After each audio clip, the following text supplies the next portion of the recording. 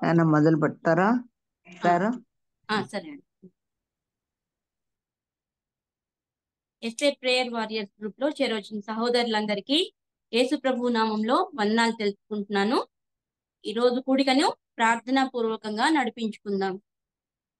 మన మధ్యలో ఉన్న సహోదరి మెర్సీ గారు ప్రారంభ ప్రార్థన చేస్తారు. సహోదరి మెర్సీ గారు వందనాలు. మహాపరిశుద్ధ ఘనమైన తండ్రి, నీ పరిశుద్ధ పాదాలకి కోట్ల కొద్ది వందనములు స్తోత్రాలు చెల్లించుకున్నాం ప్రభా. మరి నా తండ్రి, నీ బిడ్డలు ప్రతిదినం ఈ విధంగా కూడుకొని నీ సన్నిధిలో గడుపుటకు ఇచ్చిన కృపను బట్టి నీకు స్తోత్రాలు చెల్లించుకున్నాం ప్రభా. ఈ మధ్యాహ్నం వేళ సమయంలో నాకు కూడా అవకాశం ఇచ్చినందుకు నీకు స్తోత్రాలు చెల్లించుకున్నాం ప్రభా.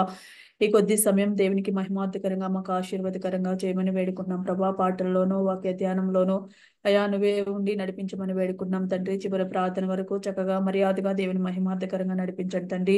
అయా నువ్వే ఉండి ప్రతి కార్యక్రమంలో నువ్వే ఉండి నడిపించి సహాయం చేయమని వేడుకుంటూ మమ్మల్ని నీ చేతులకు అప్పచెప్తున్నగా సహాయం చేయండి అయినా. జాయిన్ అవ్వాల్సిన వారిని త్వరగా జాయిన్ అవ్వడానికి కృప చూపించమని వేడుకుంటూ ఆటంకాలు లేకుండా సహాయం చేయమని యేసయ్య పరిశుద్ధ నామం అడిగి వేడుకున్నాం తండ్రి.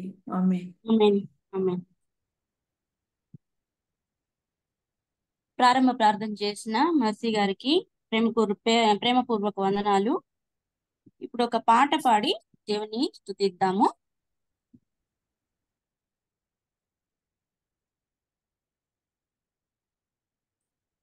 నేనెల్లప్పుడు యెహోవాను సన్నుతించెదన్, నిత్యము ఆయన కీర్తి నా నోట నుండున్.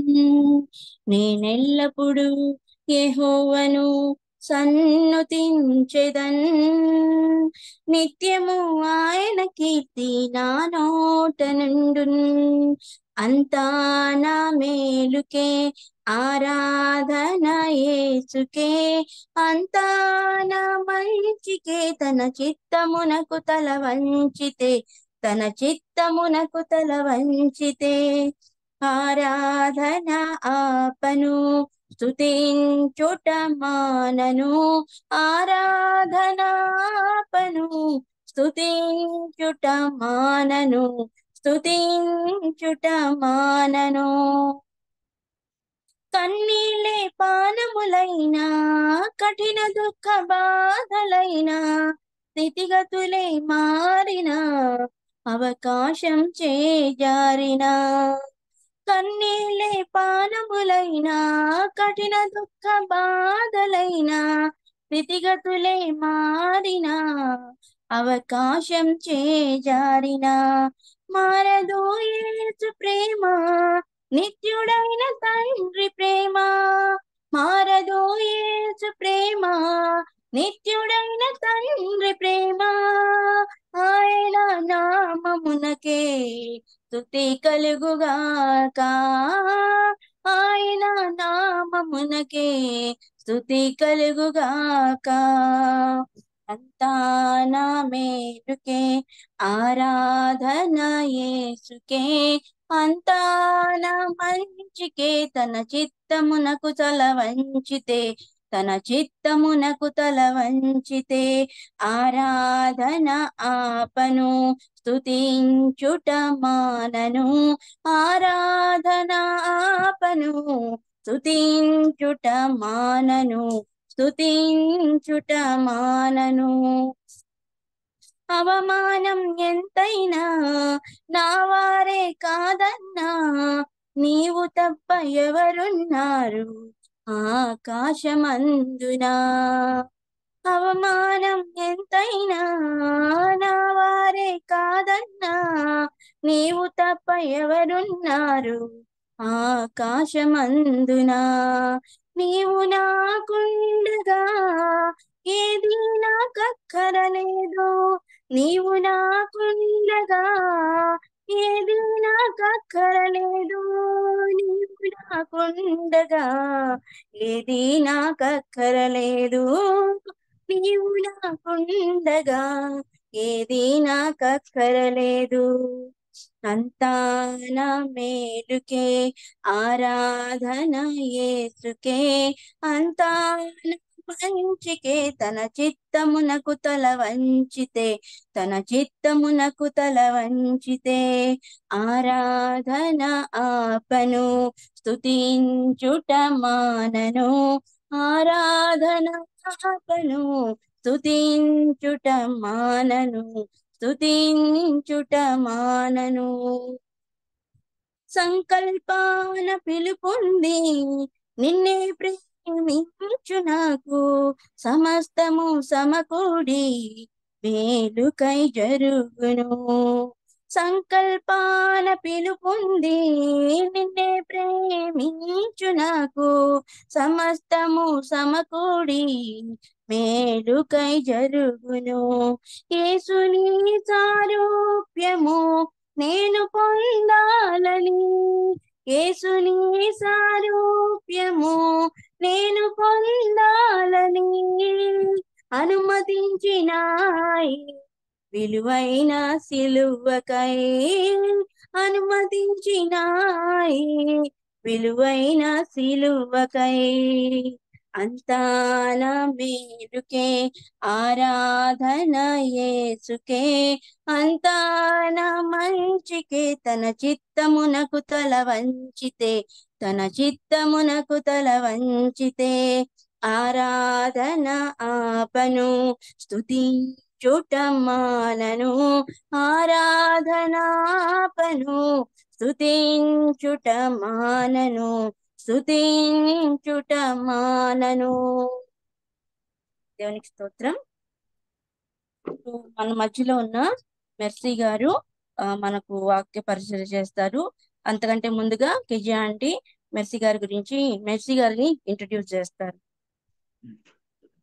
చేరి వచ్చిన సోదరిములందరికీ ఎస్టర్ ప్రేయర్ వారియర్స్ గ్రూప్ తరపున అందరికీ వందనాలు. అలాగే ఈరోజు వాక్యం ఉపదేశించడానికి మన మధ్యకు దేవుడు తీసుకుని వచ్చిన సోదరి మెర్సీ గారికి వందనాలు మనందరి తరఫున. మెర్సీ సిస్టర్ బెంగళూరులో ఉన్న మన బ్రదర్ అసెంబ్లీకి చెందిన సోదరిని వీడియో చూస్తే మీరు చాలా మంది తనకు గుర్తెరుగుతారు. ఈవేళ కొత్త కాదు, కానీ ఇంతకు ముందు ఒకసారి సాక్ష్యం ఇచ్చారు, 2 సార్లు అంటే ఎక్కువగా వాక్యం చెప్పారు. ఆ సోదరి భర్త గారి పేరు జోసెఫ్ గారు. ఇంతకుముందు వాళ్ళు మెడ్రాస్లో ఉండేవాళ్ళు. తర్వాత హైదరాబాద్లో డివైన్ లైట్ అసెంబ్లీలో జోగన్న వాళ్ళ సంఘంలో చాలా కాలం ఉన్నారు. ఆ తర్వాత ఇప్పుడు బెంగళూరులో ఉంటున్నారు. బ్రదర్ సాఫ్ట్వేర్లో పనిచేస్తూ ఉంటారు. ఆయా దేశాలకి వెళ్ళి మరి ఉద్యోగ సంబంధమైన పనుల్లో వెళ్ళి వస్తుంటారు. ప్రస్తుతం కూడా విదేశంలోనే ఉన్నారు. మేబీ జర్మనీలో ఉన్నారు అనుకుంటున్నాను. ఫస్ట్కి వస్తారు. బ్రదర్ కూడా చక్కగా వాక్య పరిచర్య చేసే సహోదరునిగా ఉన్నారు. చాలాసార్లు జోబన్న వాళ్ళ బృందంతో కూడా మన అనంతపూర్కి వన్డే రిట్రీట్ కూడా వచ్చారనమాట. మరి ఈ సమయంలో సోదరి ఒకసారి యోనాను గురించిన చక్కని సదుపదేశం మనకు చేశారు. నా మటుకు నేను ఎంతో హెచ్చరించబడ్డాను. అలాగూ అక్కపరిచర్లో కూడా మెర్సీ జోసెఫ్ వాడబడుతూ ఉన్నారు. సుపరిచితులే మనందరికి కూడా. మరొకసారి దేవుని వాక్యం చెప్పడానికి ఆమెకి ఇన్వైట్ చేసినప్పుడు సోదరి చక్కగా ఒప్పుకున్నారు. వారికి 2 పిల్లలు, బాబు పాప చదువుకుంటున్నారు. ఇప్పుడు సోదరి మనందరికీ వాక్య పరిచయం చేస్తూ ఉండగా మనందరూ ప్రార్థన పూర్వకంగా దేవుని మాటలు మనం విందాము. మనందరి తరఫున మరొకసారి సోదరికి ఆహ్వానం పలుకుతున్నాం. మెర్సీ వందనాలన్నా. వందనాలు ఆంటీ, అందరికి వందనాలు సిస్టర్స్. చూసారు కదా, చాలా మంది గుర్తే ఉంటుంది సోదరి మెర్సీ. ఆంటీ చాలా వందనాలు ఆంటీ, థ్యాంక్ యూ ఆంటీ. యాక్చువల్గా అంటే వాక్యము అట్లా బయట చెప్పడం తక్కువే, కానీ సంఘంలో మాకు స్త్రీల మీటింగ్ ఉంటుంది కాబట్టి కొంచెం కొంచెం షేర్ చేసుకుంటా ఉంటాం మేము. సో నాకు ఆంటీ అవకాశం ఇచ్చారు కాబట్టి నేను ఈ విధంగా చెప్పాల్సిన అవసరం వచ్చింది. ఒక చిన్న ఈరోజు వాక్య భాగ్యం నిమిత్తము 1 సమూయేలు గ్రంథము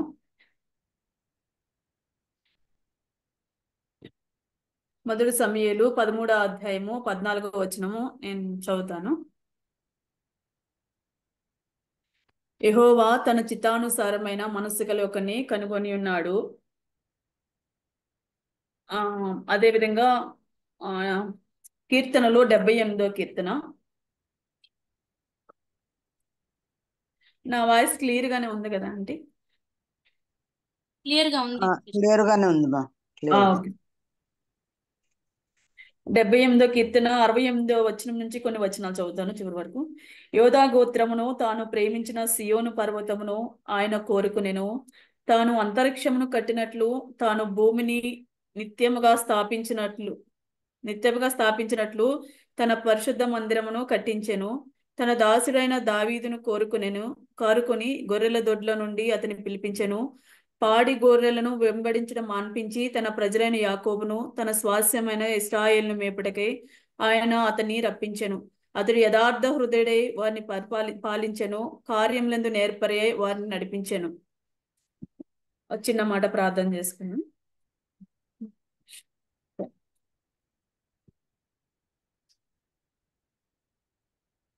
ఒక చిన్న మాట. మహాపరిశుద్ధ ఘనమైన తండ్రి, నీ పరిశుద్ధ పాదాలకి కోట్ల కొద్ది వందనములు స్తోత్రాలు చెల్లించుకున్నాం ప్రభా. ఈ దీనురాలనైనా నన్ను ప్రేమించి నీ స్థితిలో ఈ విధంగా ఉంచిన విధానాన్ని బట్టి నీకు స్తోత్రాలు చెల్లించుకున్నాం ప్రభా. ఏమిచ్చి నీ రుణాన్ని మేము తీర్చుకోగలం ప్రభా. ఏమిచ్చి రుణాన్ని మేము తీర్చుకోలేక మమ్మల్ని చేతికి అప్పు చెప్తున్నా కానీ ఆత్మధర నడిపించమని వేడుకుంటున్నాను తండ్రి. జ్ఞాపకం చేసుకోండి దేవా. ఈ మధ్యాహ్న వేళ ఈ దీనురాలను ఈ విధంగా నిలబెట్టినందుకు నీకు స్తోత్రాలు చెల్లించుకున్నాం ప్రభా. నువ్వే మాతో మాట్లాడమని వేడుకుంటున్నాం ప్రభా. ఏ వ్యర్థమైన మాట రాకుండా చేయండి తండ్రి. మా హృదయాలకి, మా ఆత్మీయ తండ్రి మేలు కొరకు ఏది క్షేమం అది పలికించమని వేడుకుంటున్నాం ప్రభా. నన్ను నీ చేతులకు అప్పు చెప్తుండగా ప్రతి బలహీనతను, ప్రతి ఒక్క ఆటంకాన్ని దేశ పరిశుద్ధ నామమున దూరం చేయమని వేడుకుంటూ, మా అందరికీ నా తండ్రి మాతో మాట్లాడి మమ్మల్ని బలపరచమని వేడుకుంటూ యేసు ప్రభుని పరిశుద్ధ నామమున అడిగి వేడుకుంటున్నాం తండ్రి. ఆమేన్. ప్రియులారా, చేరవచ్చిన ప్రతి ఒక్కరి బిడ్డలకి వందనాలు చెల్లించుకున్నాం. మనం ఇక్కడ చదవబడిన వాక్యాన్ని మనం ఈ వాక్య భాగ్యాన్ని బట్టి చూస్తే మనం ఎవరి గురించి తెలుసుకున్నామో, ధ్యానించుకుంటామో అర్థమై ఉండొచ్చు. సో మనము దావీదు గురించి ఈ రోజు మాట్లాడుతా ఉన్నాము. సో మనం ఇక్కడ మొదటి సమూయేలు 13వ అధ్యాయం 14వ వచనం మనం చూసినప్పుడు, దేవుడు తన చిత్తానుసారమైన మనుషుని ఒకని కనుగొని ఉన్నాడు అని దేవుని వాక్యం దావీదు గురించి స్పష్టంగా రాసి పెట్టి ఉన్నాడు అనమాట. సో మనము ఒకటి ఆలోచించవచ్చు, దేవుడికి ఒక వ్యక్తి దేవునికి ఇష్టం. ఇప్పుడు చాలా మంది దైవజనులు ఉన్నారు కదా దేవుని గ్రంథంలో. ఒకరు ఆయనకి ఇష్టం లేకుండా మోషే గురించి చెప్తాడు కదా, నా ఇల్లు అంతట్లో నమ్మకమైన వాడని చెప్తాడు మోషే గురించి. తర్వాత అబ్రహాం గురించి చెప్తాడు కదా, నాకు నా స్నేహితుడు అని చెప్తాడు. తర్వాత మరి దావీదు గురించి చూసినప్పుడు నా బహుప్రియుడు అని చెప్తాడు. తర్వాత ఇంకా ఇలాగా కొంతమంది భక్తులు ఒక్కొక్కరికి ఒక్కొక్క బిరుదు దేవుడిచ్చినట్టుగా చూస్తా ఉన్నాం. సో వీళ్ళందరూ మనం చూసినప్పుడు ఆయనకి ఇష్టం లేకుండా, ఆయన చిత్తానుసారంగా లేకుండా వీరందరూ ఆ బిరుదులు పొందుకోవటానికి అవకాశం లేదు. ఆయనకి ఇష్టంగా ఉంటేనే దేవుడు ఒక్కొక్కరి గురించి ఒక్కొక్క బిరుదు ఇవ్వగలుగుతాడు అనమాట. సో ఇదే విధంగా మనం దావీదు గురించి చూసినప్పుడు పర్టికులర్ గా he's a man after my own heart. దావీదు గురించి క్లియర్ గా చెప్తాడు, నా హృదయానుసారమైన మనుషుడు. అంటే దేవుని హృదయం ఎలా ఉంది దేవుడే చెప్తున్నాడు, ఇది మన సొంత మాట కాదు. దేవుడే చెప్తా ఉన్నాడు. ఏం చెప్తా ఉన్నాడంటే, ఇది దేవుడు అదే నా హృదయాన్ని నేను ఎలాంటి హృదయం కలిగి ఉన్నానో నా హృదయం సేమ్ హార్ట్ కలుగున్నాడు దావీదు కూడా అని దావీదు గురించి దేవుడు సాక్ష్యం ఇచ్చినట్టుగా మనం దేవుని వాక్యం చదివాం ప్రియులారా. సో మనము 78వ కీర్తన కూడా చదివాము. యోధా గోత్రాన్ని ఏర్పాటు చేసుకున్నాడు ఆయన. అంతరిక్షమును తర్వాత యోధా గోత్రంలో నుంచి అంతరిక్షమును స్థాపించినట్లు భూమిని ఎలా స్థిరపరచాడో అదే విధంగా దేవుని మందిరమును స్థిరపరిచినట్టుగా మనము అక్కడ దేవుని వాక్యం స్పష్టంగా ఉంది.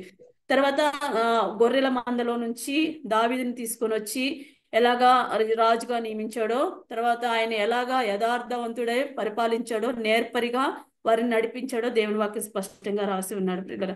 సో ఈ దావీదు గురించి ఎందుకు దేవుడు ఈ మాట చెప్పగలిగాడు, నా హృదయానుసారమైన మనుషుడు అని, ఎలాంటి హృదయం కలిగి ఉన్నాడని మనము ఈ మధ్యాహ్నం వేళ కొన్ని మాటలు ధ్యానిద్దాం ప్రియులరా.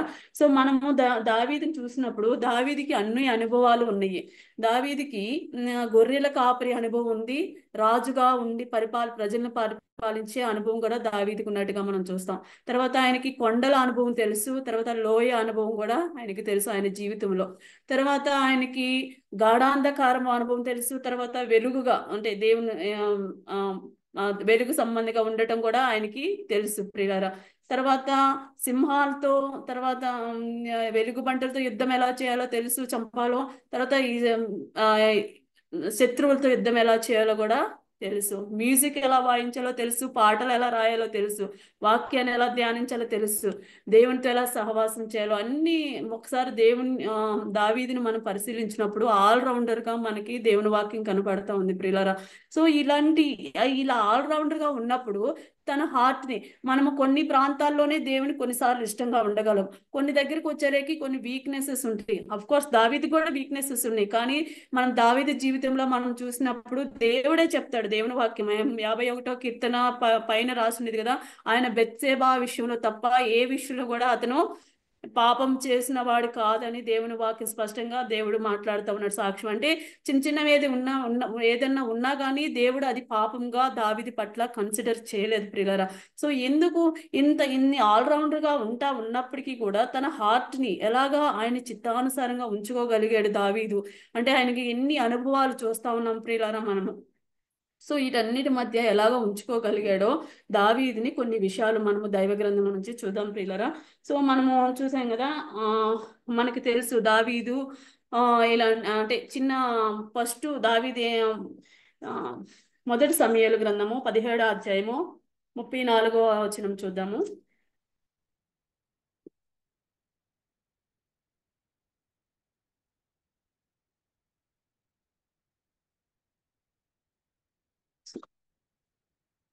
ముప్పై 33 నుంచి నేను చదువుతాను.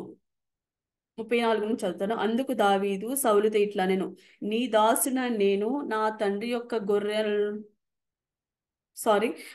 నుంచి చదువుతాను. సౌలు ఈ ఫిలిష్తీయుని ఎదుర్కొని వానితో పోట్లాటకు నీకు బలము చాలదు, నీవు బాలుడవు, వాడు బాల్యం నుండి యుద్ధాభ్యాసం చేసిన వాడని దావీదుతో అనేను. అందుకు దావీదు సౌలుతో ఇట్లా నేను, మీ దాసునైన నేను నా తండ్రి యొక్క గొర్రెలను కాల్చుండగా సింహమును ఎలుగుబంటి వచ్చి మందలో నుండి ఒక గొర్రె పిల్లని ఎత్తుకొని పోచుండగా నేను దానిని తరిమి చంపి దాని నోట నుండి ఆ గొర్రెని విడిపించితిని. అది నా మీదికి రాగా దాని గడ్డము పట్టుకొని దానిని కొట్టి చంపితిని. నీ దాసునైన నేను ఆ సింహమును ఎలుగుబంటిని చంపితినే. జీవము గల దేవుని సైన్యమును తిరస్కరించిన ఈ సున్నతి లేని ఫిలిష్తీయుడు వాటిలో ఒకదాని వల్ల అవుననియు సింహం యొక్క బలము నుండి ఎలుగుబంటి యొక్క బలము నుండి నన్ను రక్షించిన యెహోవా ఈ ఫిలిష్తీయుని చేతిలో నుండి కూడాను నన్ను రక్షించినని చెప్పాను. అందుకు సౌలు, పొమ్ము, యెహోవా నీకు తోడుగా ఉండను గాక అని దావీదుతో అనెను. ప్రియులారా, ఇక్కడ సంభాషణ మనకు తెలుసు. దావీదు గొలియాతు వచ్చి ఇశ్రాయేల్ ప్రజల్ని భయపెడతా ఉన్నప్పుడు అక్కడ ఇశ్రాయేల్ ప్రజలు చాలా భయంతో వెనక్కి వెళ్ళిపోతా ఉన్నాడు. అదే టైంలో మనకి ఈ యొక్క సందర్భం అంతా మనకు తెలుసు. వచ్చి తను ఈ సున్నతి లేని ఫిలిష్తీయుడు జీవము గల దేవుని తిరస్కరించడానికి ఇతను ఏ పాటి వాడని ఆయన అనుకోని ప్రియులారా నేను వాళ్ళందరితో చెప్తాడు, ఎవరు ఈయన జీవం గల దేవుని పిల్లల్ని ఎలా తిరస్కరిస్తారు, నేను చేస్తాను అన్నట్టుగా మాట్లాడుతూ ఉన్నప్పుడు అది సౌలు దాకా వచ్చింది. సౌలు దగ్గరికి వచ్చినప్పుడు సౌలు అంటాడు, నువ్వు బాలుడవు, నువ్వు చేయలేవు, అతనైతే చిన్నతనం నుంచి యుద్ధాభ్యాసం చేసిన వాడని చెప్తాడు. అప్పుడు ఈ యొక్క దావీదు ఎక్స్ప్లెనేషన్ అంతా ఇస్తా ఉన్నాడు. లేదు, నేను గొర్రెని కాస్తా ఉన్నప్పుడు నాకు సింహం వచ్చింది, ఎలుగుబంటి వచ్చింది, గొర్రె పిల్లని తీసుకొని వెళ్తున్నప్పుడు నేను వాటి ఎమ్మట పడి వాటిని చంపి నేను గొర్రె పిల్లని కాపాడాను అని స్పష్టంగా చెప్తా ఉన్నాడు. ప్రియులారా, ఇక్కడ మనం ఆలోచించినప్పుడు ఈజీగా గొర్రె పిల్లని సింహాన్ని చంపాడని మనం చెప్పగలం, కానీ ఇక్కడ బాలుడు అని సంబోధిస్తా ఉన్నాడు ఎవరు, ఈ యొక్క సౌలు గారు. బాలుడు అంటున్నప్పుడు ఎంత వయసు ఉండొచ్చు? మోస్ట్లీ ఇప్పుడు గొర్రెల కాపరికి వెళ్ళాలి అంటే టీనేజ్ లోపల పిల్లోడే ఉంటాడు, టీనేజ్ లోపలే అంత ఏజే ఉండిద్ది అతనికి.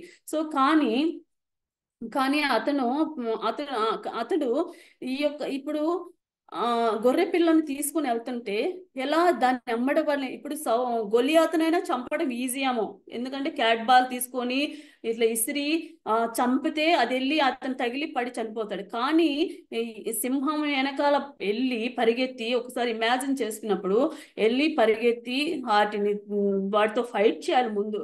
ఫైట్ చేసి తర్వాత ఎలుగుబంటితో ఫైట్ చేసి జాగ్రత్తగా ఆ ఫైటింగ్ లో ఆ గొర్రెపిల్ల చనిపోకుండా తీసుకుని వచ్చాడు అంటే ఇది మానవుని యొక్క ధైర్యం ఒక్కటే కాదు కదా. అసలు కాదు, ఏమన్నా పెద్దోడన్నా అయితే ఓకే కాదు, ఏమన్నా సోల్జర్ అన్న అయితే ఓకే కాదు, కానీ బాలుడై ఉండి కూడా దావీదు ఏం మాటలు ఎలా వెళ్ళి దాన్ని చంపి తీసుకుని వచ్చిన దావీదుగా మనం చూస్తా ఉన్నాం ప్రియులారా. ఆ శక్తి ఆ బలము చిన్నతనంలో నుండే మనము ఆ దావీదికి అది కలిగినట్టుగా మనము చూస్తా ఉన్నాం ప్రియులారా. అది కనుక దేవుని యొక్క బలము శక్తి లేకపోతే అతడు అది చేయలేడు. చిన్నతనం నుంచే దేవుడు ఆ మాట ఇది ఈ మన పిల్లలు ఉన్నారనుకోండి, మనం ప్రార్థన చేసుకుంటారు, తర్వాత చెడుతనం విసిగించాడు, కానీ ఈ యుద్ధ ఆ యొక్క సోల్జర్ దగ్గరికి వెళ్ళి ఎదురు నిలబడి ఈ మాట పలకాలంటే ఈ సున్నత లేని ఫిలిష్తీయుడు మన జీవముగల దేవుని తిరస్కరించడానికి ఏ పాటి వాడని ఆ మాట ఆ బాలుడు పలకాలంటే ఎంత ఆత్మీయత అతనిలో ఉండాలి, విశ్వాసము. ఆ మాట మనం పెద్దోళ్ళమే మనం పలకలేము ప్రియులరా. సో ఎంత దేవుని కృప, దేవుని పట్ల అతనికి ఉన్న విశ్వాసము మనము దావీదు చిన్నతనంలోనే చూడగలుగుతా ఉన్నాం. యాక్చువల్గా మనకు తెలుసు కదా, మనకి సమయాలు వెళ్ళి సమయాలతో మాట్లాడతాడు కదా దేవుడు, నువ్వు వెళ్ళి రాజుగా నియమించడానికి సౌలు ఇష్టం లేనప్పుడు ఇవి యెషయా కుమారులో ఒకరిని అభిషేకించమని పంపించినప్పుడు మనకు తెలుసు అదంతా. కానీ అక్కడ వాళ్ళ నాన్నగారు అయితే అసలు తనని అసలు కన్సిడరే చేయడు. అంటే కన్సిడర్ ఎందుకు చేయడంటే మనం రెండు విధాలుగా ఆలోచించవచ్చు. ఏ విధంగా మేము మోస్ట్లీ ఏదైనా రాజుగా దీవించాలన్నా ఎవరినైనా అభిషేకించాలన్నా అయితే ఫస్ట్ ప్రయారిటీ పెద్దోళ్ళకే ఇస్తారు, యాజ్ ఏ పేరెంట్స్ గా పెద్దోళ్ళకే ఇస్తారు. సో అదే ఉద్దేశంతో యెషయా గారు కూడా వాళ్ళ పెద్ద కుమారుని పిలిచాడు, కానీ తనకు చిన్న కుమారుని పిలవలేదు. వీళ్ళని కదా ఇంపార్టెంట్ అన్నట్టు ఒకటి ఉండొచ్చు. ఇంకొకటి ఏముండొచ్చు అంటే అక్కడ స్పష్టంగా రాసింది, మీరు దేవుడు ఎవరిని కోరుకోనప్పుడు అప్పుడు సమూయేలు అడుగుతాడు దావీదుని, మీ కుమారులు ఇదేనా ఇంకా ఉన్నారా అని అడిగినప్పుడు అప్పుడు యెషయా చెప్తున్నాడు, ఇంకా కడగాటి వాడు ఉన్నాడు, అతడు గొర్రెలు కాసుకుంటున్నాడు. గొర్రెలతో అంటే గొర్రెలను వదిలిపెట్టి ఇప్పుడు రావడానికి కూడా కష్టం కదా. ఈ రెండు థాట్స్ అతనికి ఉండుండొచ్చు పిలవకపోవడానికి. సో ఆయన కానీ వీళ్ళ దేవుడు స్పష్టంగా అక్కడ మాట్లాడుతున్నాడు కదా, అక్కడ మాట్లాడతాడు దేవుడు, మీరు పై రూపాన్ని చూస్తారు కానీ దేవుడు చిన్న హార్ట్ని చూస్తాడని, లోపల హార్ట్ని చూస్తాడని దేవుడు వాక్యము మాట్లాడుతూ ఉన్నాడు అక్కడ ప్రియులరా. సో అదే విధంగా దేవుడు ఈవెన్ పేరెంట్స్ కుటుంబంలో చిన్నవాడైనప్పటికీ దేవుడు అతని పట్ల కృప కలిగి ఉన్నాడు ప్రియులరా. దేవుని యొక్క కృప మనుషుని యొక్క విధేయత కలిగి ఉన్నప్పుడు ఎవరు కూడా ఆపలేరు వారి యొక్క విజయాన్ని కానీ వారి యొక్క ఏదైనా కానీ ఏ పరిస్థితిని కూడా దేవుని కృప ఉండి ఆ కృపకి విధేయత చూపుతా ఉన్నప్పుడు వాళ్ళని ఎవరు టచ్ కూడా చేయలేరు. తర్వాత ఏ శోధనైనా ఏదొచ్చినా కానీ జయించగలిగే సామర్థ్యం వారికి ఉంటుంది ప్రియులరా. అదే విధానాన్ని మనం ఇక్కడ దావీదులో చూస్తా ఉన్నాం చిన్నతనంలోనే. సో మనం అతని యొక్క చిన్నతనంలో his attitude towards God in the midst of అక్కడ ఆ సిచ్యువేషన్ ఏదైనా చెప్పనియండి, దేవుని పట్ల అతనికి ఒక యాటిట్యూడ్, ఒక గ్రాటిట్యూడ్ కాదు, ఆయన ఆ స్థితిలో అంటే దేవుని కృప అతని పట్ల ఉన్నప్పుడు ఆయన యొక్క విధేయత చిన్నతనం నుండే మనం చూడగలుగుతా ఉన్నాం ప్రియులారా. అలా అది ఆ చైల్డ్ ఏజ్ లో ఆయనకున్న ఆత్మీయతను ఎలాగా తను ఇంప్రూవ్ చేసుకుంటూ వస్తా ఉన్నాడో మనము దావీదుని ఆ ఏజ్ లో మనం చూస్తా ఉన్నాం ప్రియులారా. దేవుని యొక్క ఆత్మ కలిగిన వ్యక్తిగా మనము చూస్తా ఉన్నాం ప్రియులారా. అదే విధంగా రెండవ విషయం చూసినప్పుడు మనము 24వ అధ్యాయం చూస్తే 1 శామ్యూయల్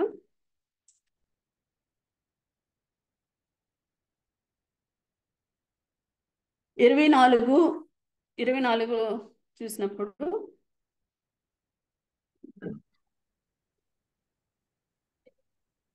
ఇప్పుడు రెండో పాయింట్ గా మనం చూసినప్పుడు ఈ సౌలు అసలు పాపం ఇతనికి ఏం తెలీదు, ఈయన పాపం ఆయన చంపుతారు ప్రజలు. ఎప్పుడైనా ఎవరైనా గ్రేట్ ఏదైనా ఉన్నప్పుడు ప్రజలు సహజంగా పొగుడుతారు కదా. సో ఆ అప్రిషియేషన్ సౌలు కంటే కొంచెం ఎక్కువ ఉండలేక ఆయన జలసీ వచ్చేసింది. సో ఇమ్మీడియట్ గా అతన్ని చంపాలని ప్రయత్నిస్తా ఉంటాడు. ఎన్ని ప్రయత్నాలు చిన్నవాడైనప్పటికీ కూడా మరి సౌలుకి ఎందుకు ఆ యాటిట్యూడ్ నుంచి బయటికి రాలేకపోయాడో తెలియలేదు. కానీ అతను కూడా దేవుని చిత్తానుసారంగా ఏర్పరిచిన వ్యక్తే. కానీ టైం వచ్చినప్పుడు తను వీక్నెస్ వచ్చినప్పుడు తను మళ్ళా బిల్డ్ చేసుకోలేకపోయాడు. సో ఆ విధంగా అతను వెనక్కి వెళ్ళినట్టుగా మనం చూస్తాం ప్రియులారా. ఆ చిన్నవాడిని ఎన్ని తిప్పలు పెడతాడో మనకి ఈ ఫస్ట్ శామ్యూయల్, సెకండ్ శామ్యూయల్ ఇవన్నీ చదువుతున్నప్పుడు మనకు తెలుస్తుంది. కొండల్లో నుంచి పరిగెత్తాడు, లోయలో ఎట్లెట్లో వెళ్ళిపోతాడు, నాకేం ప్రాబ్లం అని అని అంటాడు అనమాట. సో ఇలాంటి సిచ్యువేషన్స్ అతనికి ఎదురైనప్పటికీ కూడా సో ఆయన ఇప్పుడు సౌలుని చంపే అవకాశాన్ని ఇతనికి వస్తుంది.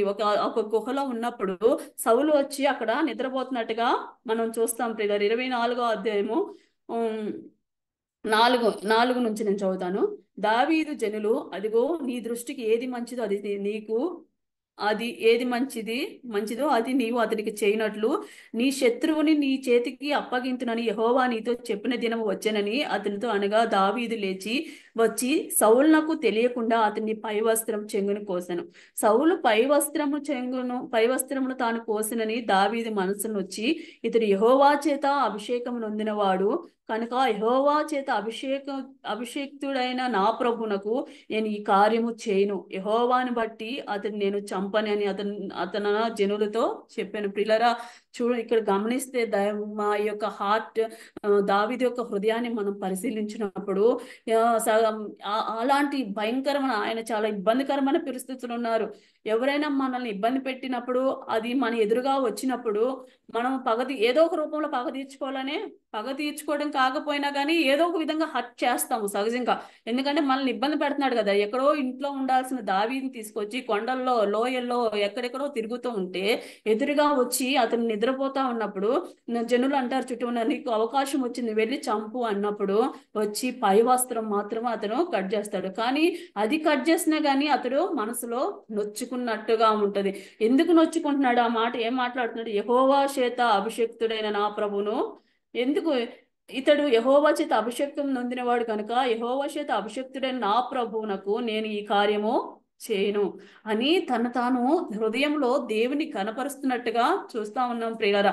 అన్లెస్ మనం దేవుని సన్నిధిలో అలాంటి హృదయం లేకపోతే, ఈవెన్ దో మనం కూడా మన ప్రాక్టికల్ లైఫ్ లో సహజంగా మనకి ఎదురవుతాం. మనము కొన్నిసార్లు క్రిస్టియన్స్ గా మనం దేవుని వాక్యం ఎరిగిన వారంగా, వాక్యాన్ని హృదయంలో ఉంచుకున్న వారంగా, ఎవరైనా పక్కనోళ్ళు ఏదైనా అంటే మనం తగ్గించుకునే ఉంటాం సహజంగా. దేవునికి అప్పచెప్పుకుంటాం ప్రయత్నం. కానీ మన కుటుంబాల్లో వచ్చినాక మన లేడీస్ కి సహజంగా అత్తల దగ్గర, తర్వాత చిన్న వాడి దగ్గర మనకి ఇలాంటి ఎదురవుతాయి అనమాట, చిన్న సమస్యలు.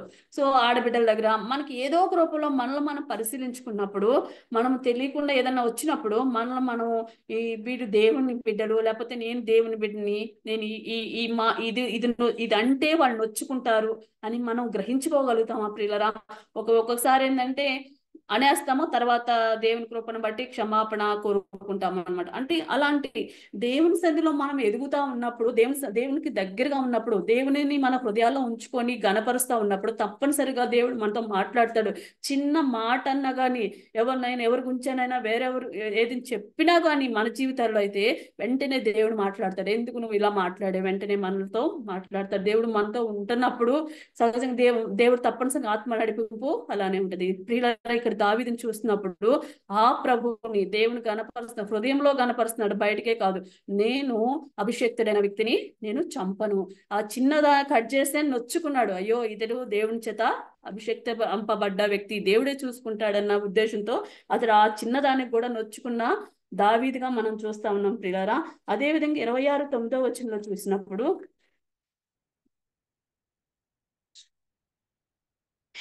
ఇక్కడ కూడా ఇదే మళ్ళీ ఇంకో అవకాశం వస్తుంది. ఇక్కడికి వెళ్ళి నువ్వు వెళ్ళి చంపు ఇదేంది నిద్రపోతా ఉంటారనమాట. అబ్నేరు వాళ్ళ ఒక సైన్యాధిపతి అందరూ నిద్రపోతా ఉన్నప్పుడు అతన్ని కూడా చంపమని అన్నప్పుడు ఇతడు ఏం మాట్లాడతాడు చూడండి. 26:9 చూసినప్పుడు, దావీదు నీవు అతని చంపకూడదు, యెహోవా చేత అభిషేకం నొందిన వాడిని చంపి నిర్దోషి ఒకటి ఎవనికి సాధ్యము? యెహోవా జీవంతోడు, యెహోవాయే అతని మొత్తును, అంటే యెహోవాయే చూసుకుంటాడు. అతడు అపాయం వల్ల చదువు అట్లా మాట్లాడతాడు, ఏ దేవుడే చూసుకుంటాడు అని. 11వ వచనం కూడా, యెహోవా చేత అభిషేకమునందున వాడిని నేను చంపను అని అని అక్కడ కూడా చంపడు ప్రియులరా. చంపకపోగా చంపకపోగా ఇక్కడ ఈ 24 ఇక్కడ చూసినప్పుడు ఈయన నిద్రపోయి లేచినాక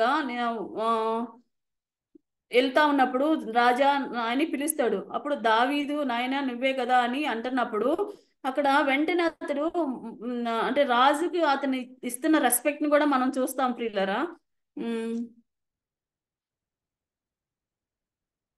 అతను వెంటనే సాగిలి పడినట్టుగా మనం చూస్తాం ప్రియులరా.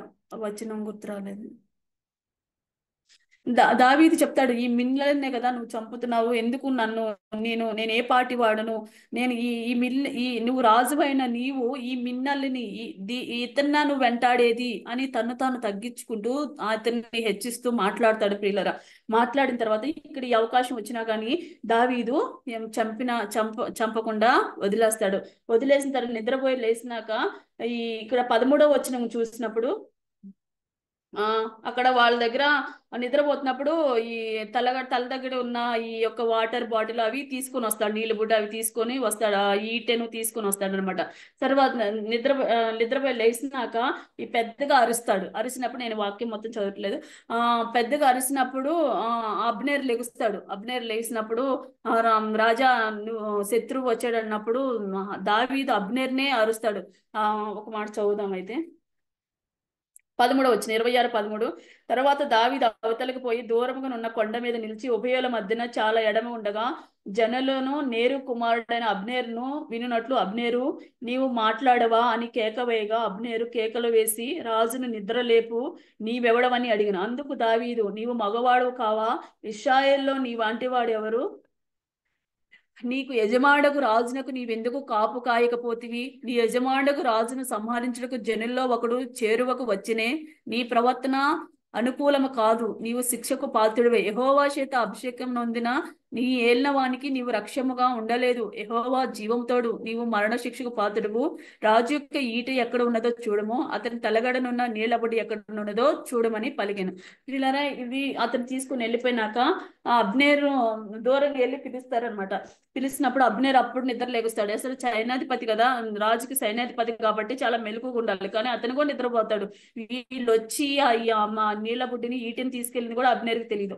అరిసినప్పుడు నువ్వెందుకు రాజును డిస్టర్బ్ చేస్తావని అరుస్తాడు. అప్పుడు దావీదు కోపం వస్తుంది. నువ్వు దేవుని చేత అభిషేకం నొందిన ఆ రాజుని కావుటకు నువ్వు సరిగా కాయలేదు, నువ్వు నిద్రపోతున్నావు, నువ్వు మగవాడు కాదు, నువ్వు మరణానికి పాత్రుడు అని చెప్పి అక్కడ అక్కడ కూడా రాజును మాత్రం అతన్ని హింసిస్తుంది ఎవరు? అతన్ని ఇబ్బంది పెడుతుంది ఎవరు? రాజు. కానీ అతన్ని ఏమనకుండా అతను కాపాడకుండా నిద్రపోతున్నాడని అబ్నేర్నే దావీదు మాట్లాడుతున్నట్టుగా మనం ఇక్కడ చూస్తా ఉన్నప్పుడు ఈ పరిస్థితుల్లో దావీదు యొక్క హార్ట్ మనం చూస్తా ఉన్నప్పుడు కూడా దేవునికే ప్రయారిటిస్తా ఉన్నాడు. దేవుడు అభిషేకం నొందినవాడు, దేవుడే చూసుకుంటాడు, దేవుడే మొత్తుతాడు, మనకు తెలియదు అని చెప్పి అతనికి అవకాశాన్ని వచ్చిన కూడా అతని అవకాశాన్ని మాత్రం ఎక్కడ కూడా ప్రయారిటీ ఇవ్వకుండా తను తాను తగ్గించుకున్నట్టుగా మనం చూస్తా ఉన్నాం ప్రియులారా. ఇక్కడ మనము దావీదు యొక్క హృదయాన్ని చూసినప్పుడు అతని యొక్క హంబుల్ అంటే మనం దేవుని హెచ్చిస్తా ఉన్నాడు. అది ఏ సిచ్యువేషన్స్ వచ్చినా అతడు అది ఇబ్బందికరమైన పరిస్థితి అయినప్పటికీ కూడా దేవునికి అప్పచెప్పి దేవుని హెచ్చిస్తా ఉన్నాడు. కానీ హృదయంలో అతని మాత్రమే యాక్షన్ తీసుకున్నట్టుగా మనం ఇక్కడ అతని యొక్క మనము హంబుల్నెస్ ని మనం చూడగలుగుతాం. దేవుని పట్ల దేవునికి అతను ఎలా తను తగ్గించుకుంటా ఉన్నాడో, దేవుణ్ణి అభిషేకించిన వారిని కూడా ఎట్లా గౌరవిస్తా ఉన్నాడో మనము రెండు సైడ్ల నుంచి మనము చూడగలుగుతా ఉన్నాం పిల్లల. ఫస్ట్ చిన్నతనంలోనే దేవుని ఆత్మను పొందుకొని దేవుని చిత్తానుసారంగా అతడు ఎలా తను బలపరుచుకుంటా ఉన్నాడో మనం దావీదుని చూస్తా ఉన్నాం. రెండో చూసినప్పుడు ఆయన ఎదుగుతూ ఉన్నప్పుడు ఇబ్బందికరమైన పరిస్థితులు వచ్చినప్పుడు ఆయన ఎలా తను దేవునికి అప్పచెప్పుకుని శత్రువు ఎదురొచ్చినప్పటికీ అతని దేవుని చేత అభిషేకం నొందినవాడని అతను ఏమాత్రమును హట్ చేయకుండా దేవునికి ఇస్తున్న ఆ ఘనతను మనము చూస్తా ఉన్నాం ప్రియులరా. తర్వాత మూడోది చూస్తా ఉన్నప్పుడు ఫస్ట్ క్రానికల్స్ 17వ అధ్యాయంలో 14వ వచనం చూసినప్పుడు ఈ 17 ఫస్ట్ క్రానికల్ ఫస్ట్ దినవృత్తాంతంలో మనం చూసినప్పుడు అతడు అక్కడ దావీదు ఒక సెటిల్ అయిపోయి ఉంటాడు, తనకి ఇల్లు అన్ని కట్టుకొని ఉంటాడు, దేవుని కొరకు ఒక మందిరం కట్టాలని చూస్తాడు అనమాట. నాతాను అక్కడ 17వ అధ్యాయం చూసినప్పుడు అదంతా చదివితే అర్థమవుతుంది, నేను మొత్తం చదవట్లేదు. సో నాతాను ప్రవక్తకి చెప్పినప్పుడు నాతాను ప్రవక్త చెప్తారు, నీకు హృదయంలో ఏమనుకుంటున్నామో అది చేయని చెప్తాడు అనమాట, ఎందుకంటే దేవుని పనే కాబట్టి. కానీ ఆ రాత్రి వేళ దేవుడు నాతాను ప్రవక్తతో మాట్లాడతాడు, అతను కట్టకూడదు ఎందుకంటే తన కుమారుడు కడతాడని చెప్తాడనమాట. చెప్పినప్పుడు అప్పుడు నాతాన్ వచ్చి మళ్ళా సేమ్ దావీదికి చెప్తాడనమాట. అక్కడ ఒక మాట చెప్తాడు, 17వ అధ్యాయము 14 వచనం, నా మందిరమందును నా రాజ్యమందును నేను నిత్యము అతనికి స్థిరపరచెదను, అతని సింహాసనం ఎన్నటికి స్థిరముగా నుండినని అతనికి తెలియచేయము అని నాతాను ప్రవక్త ద్వారా చెప్తా ఉన్నాడు. పిల్లలు ఇక్కడ మనం చూస్తా ఉన్నప్పుడు దేవుడు ఎప్పుడైతే దావీదు తను తగ్గించుకుంటూ ఆయనకు అర్పించుకుంటూ ఉంటా ఉన్నాడో, ఇక్కడ టైం వచ్చినప్పుడు దేవుడు ఏం చేస్తా ఉన్నాడంటే, అతను కాదు అతని కుమారుడు కడతాడు, అతని సింహాసాన్ని నేను స్థిరపరుస్తానని స్పష్టంగా దేవుడు మాట ఎన్నటికి స్థిరంగా ఉండని దేవుడు ఇక్కడ వాగ్దానం చేస్తా ఉన్నాడు. ఈ వాగ్దానం విన్నప్పుడు ఈ 17వ అధ్యాయం 18 వచనం నుంచి ఈ 27వ వచనం అంతటి వరకు ఈ మాట విన్నప్పుడు దావీదు తను తాను తగ్గించుకొని దేవుని సన్నిధిలో చూద్దామా, 15 వచనం చూద్దాము. నాతాను తనకు ప్రత్యక్షమైన దాన్ని బట్టి ఈ మాటలన్నిటిని దావీదునికి తెలియజేయగా, రాజైన దావీదు వచ్చి యెహోవా సన్నిధిని కూర్చుండి ఇలాగో మనవి చేసిన, యెహోవా దేవా, నీవు నన్ను ఇంతగా హెచ్చులోనికి తెచ్చుటకు నేను ఎంతటి వాడును, నా ఇల్లు ఏ మాత్రపుది దేవా, ఇది నీ దృష్టికి స్వల్ప విషయమే అని తను తగ్గించుకొని తను దేవుని పాదాల ఎద్దుకు వెళ్ళి నీ దాసుడును అంటూ దేవుని సన్నిధిలో ఆయన హెచ్చించిన దాన్ని బట్టి తను తట్టుకోలేనట్టుగా ఆ ప్రార్థన మనం చూస్తా ఉన్నప్పుడు ఆయన తను తట్టుకోలేడు. దేవుడు మనకి ఏదైనా మనము అనుకోంది మనకి బ్లెస్సింగ్స్ ఇచ్చినప్పుడు మనకి ఏడుపు వస్తుంది కదా.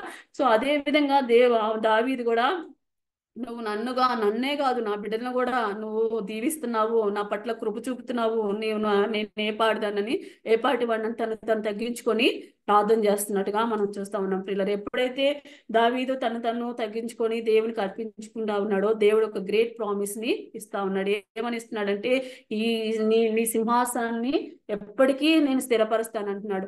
అంటే సింహాసనము అనేది ఇక్కడే కాదు కదా, దేవుడు ఈయనకి ఇచ్చిన వాగ్దానం ఈ యొక్క లోకం వరకే కాదు, దేవుడు రారాజు మన యేసు ప్రభుకు కూడా వర్తిస్తుంది కదా. ఎందుకంటే మనము ఈయనలో నుంచే కదా యేసుక్రీస్తు వంశావళి వచ్చింది. మనం చూద్దామా, మత్తయి సువార్త 1వ అధ్యాయము. మనకు తెలుసు ఇక్కడ అంత వంశావళి. ఇప్పుడు మత్తయి గారు ఈ దేవుని గురించి ఏమని రాస్తాడంటే, ఆయన ఒక రాజు అని సంబోధిస్తాడు కదా. సో రాజులో నుంచి మనకి యేసుక్రీస్తు పైన పరమరాజు వచ్చాడు. సో ఈ వంశావళి అన్ని చూస్తా ఉన్నప్పుడు 17వ వచనం చూసినప్పుడు, ఇట్లు అబ్రహాం మొదలుకొని దావీదు వారి తరములన్నీ 14 తరములు, దావీదు మొదలుకొని యూదులు బబులోని కొనుపబడిన కాలం వరకు 14 తరములు, బబులోని కొనుపబడిన మొదలుకొని క్రీస్తు వరకు 14 తరములు. సో ఈ వంశావళిలో నుంచి దేవుడు యేసుక్రీస్తు ప్రభువు వచ్చినట్టుగా చూస్తా ఉన్నాం. పిల్లరా, దేవుడు ఆయన్ని ఏ విధంగా బ్లెస్ చేశాడంటే, ఆయనలో నుంచి యేసుక్రీస్తు ప్రభువు వచ్చి నిరంతరం రాజుగా ప్రభువుగా ఆయనకు ఒక ప్రామిస్ దేవుడు ఇచ్చున్నాడు. పిల్లరా, మనము దావీదు గురించి యొక్క హార్ట్ మనకు తెలియాలంటే మనకు ఆయనకి 73 కీర్తనలు రాశాడు కదా. 73 కీర్తనలో మనం చూసినప్పుడు ఆయన యొక్క హార్ట్ మనకు తెలుస్తుంది. ప్రియులు, ఎప్పుడు చూసినా కానీ దావీదు యొక్క హార్ట్ ఆ కీర్తనలో చూస్తున్నప్పుడు ఎక్కువ హృదయం గురించే మాట్లాడుతూ ఉంటాడు. ఫస్ట్ అయితే అసలు దుష్టుల ఆలోచన చెప్పున్నాడు ఒకవద్దు అని చెప్తా ఉన్నాడు కదా ఫస్ట్ వచనంలోనే.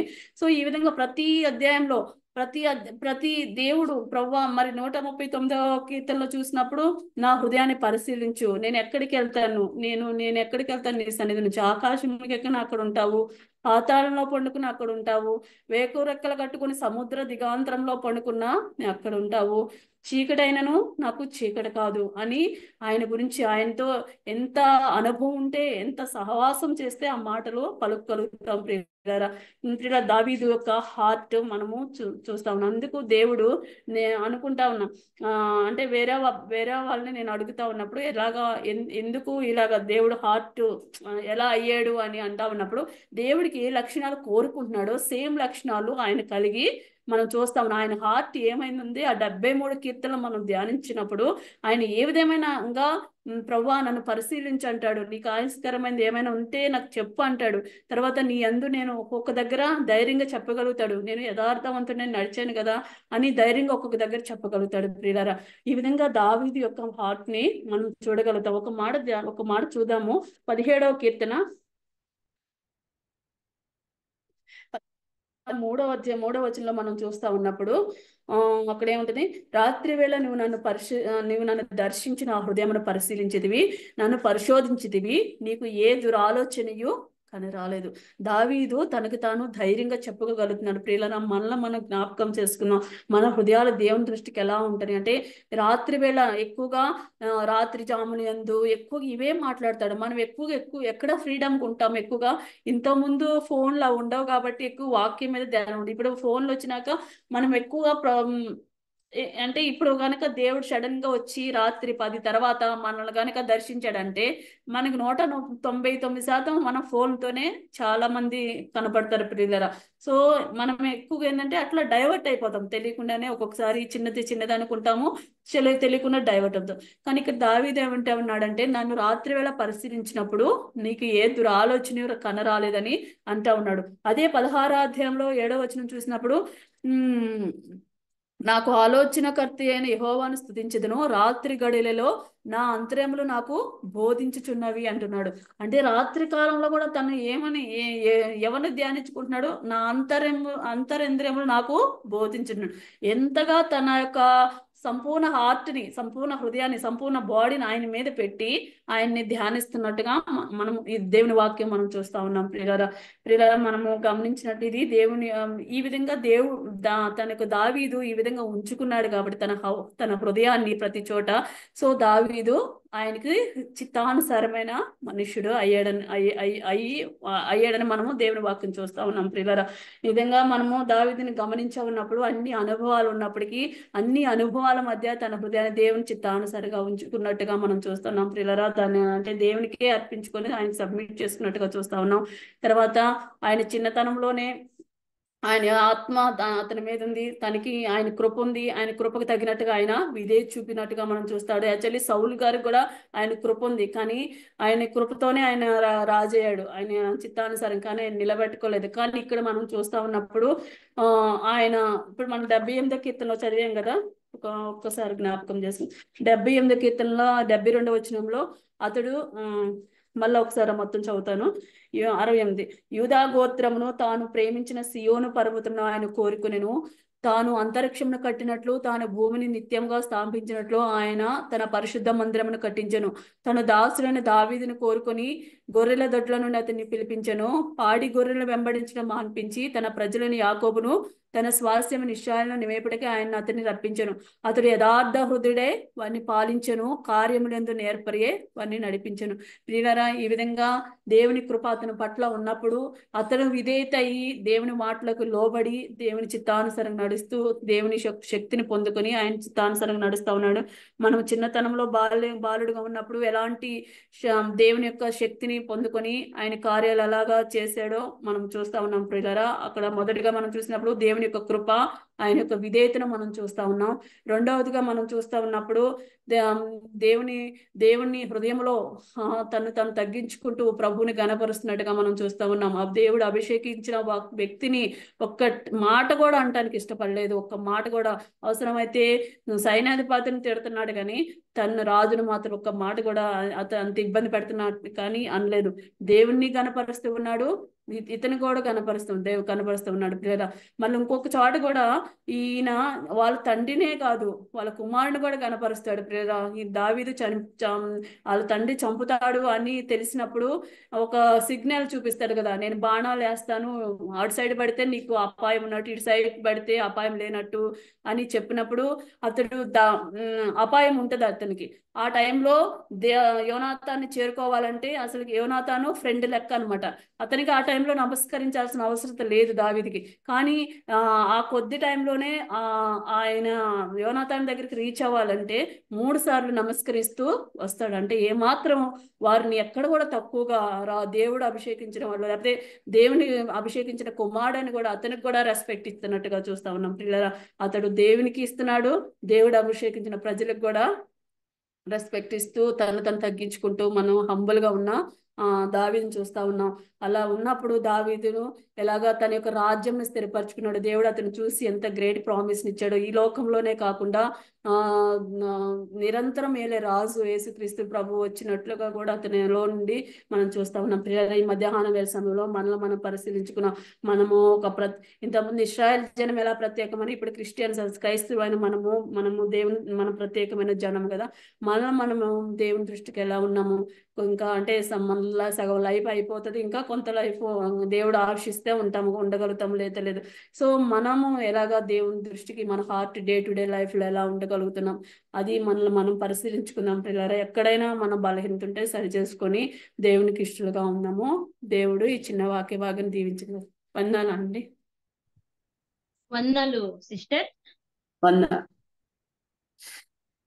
దావీదు అనుభవాల గురించి, తర్వాత దావీదుకి దేవునితో ఉన్న సాన్నిహిత్యం గురించి, ఆయన ప్రార్థన, దేవుని మీద ఆయన పాటలు, గొల్యాతుతో యుద్ధాన్ని జయించడం, దేవుని పట్ల ఆయన విశ్వాసము, తర్వాత దేవుని ఆత్మ కలిగిన దావీదు దేవుని హృదయానుసరుడుగా ఎలా అయ్యాడు, దేవుని కృప పొందిన దావీదుని గురించి, తర్వాత శత్రువుల ఎడల అంటే దేవుడు అభిషేకించిన సౌలు ఎడల దావీదు ప్రవర్తన ఎలా ఉంది, యోనాతానుతో ఆయన సంబంధం ఎలా ఉంది, తర్వాత దేవుని నుండి దీవెన ఆశీర్వాదంతో కూడిన వాగ్దానం పొందుకున్న దావీదు, ఇలాగా దావీదు జీవితం గురించి చక్కగా మనకు వివరించిన సహోదరి మెర్సీ జోసెఫ్ గారికి దేవుని నామంలో ప్రత్యేక వందనాలు తెలుపుకుంటున్నాను.